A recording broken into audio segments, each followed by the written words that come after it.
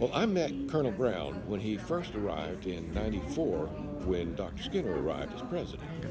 And I knew, of course, the story of the Tuskegee Airmen.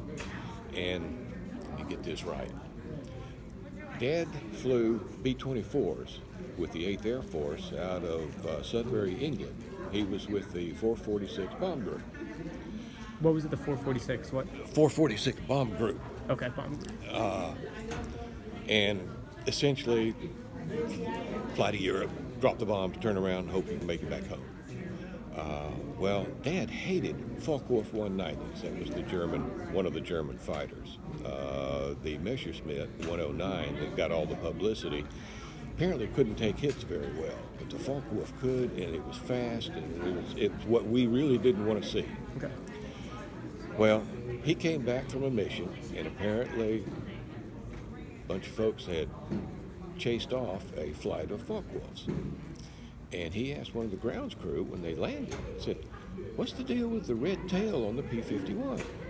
Well, the grounds crew guy apparently knew the story and said, "Oh, that's the Tuskegee Airmen," and explained everything about this. Well, what made it more poignant for Dad was that Dad was from Itta-Bena, Mississippi, about as small a town and pretty much everything that you might expect. And when Dad was telling me this story, and I've got 3 brothers and 3 sisters, I don't know if you ever told them, I was 12 and had found his medals, and that's how he got to telling the story. So you found his medals? Found his medals. They were at the house. You know, 12-year-old, you can't hide anything from a 12-year-old. Where did you all live? This was in Burlington, North Carolina. Okay. We later moved to Boone, and I really consider Boone home, but grew up in Burlington. And he had told me this story and said as soon as the fella told him about the Tuskegee Airmen and where they were from and their background and all, he said, "I knew right then, Dick, the world had changed." And I don't think people realized how much, what do you call it, missionary work that the Tuskegee Airmen did. We hear about the troubles and the difficulties they had in getting recognized, getting permission to fly. But when they did, they saved a bunch of folks.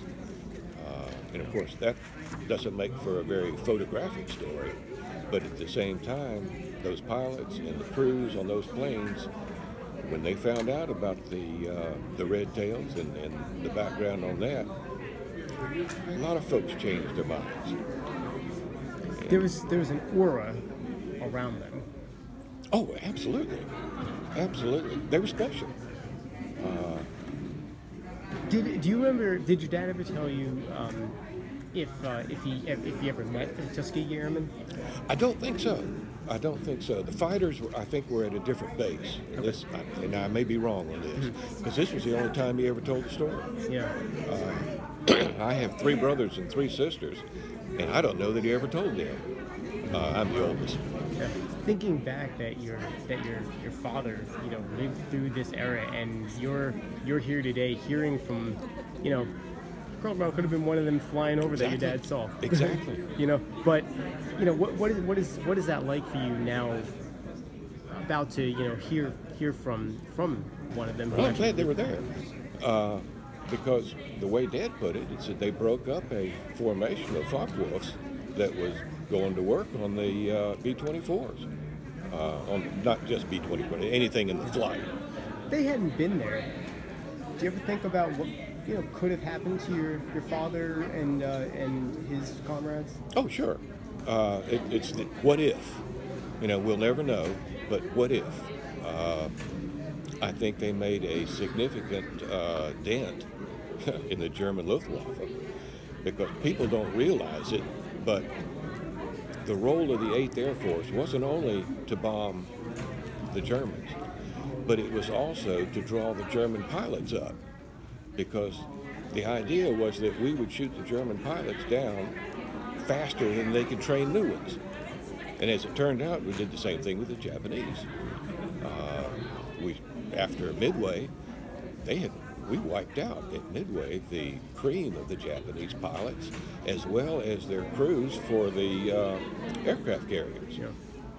Now, I understand the Tuskegee Airmen weren't in the Pacific Theater, but every little bit helped.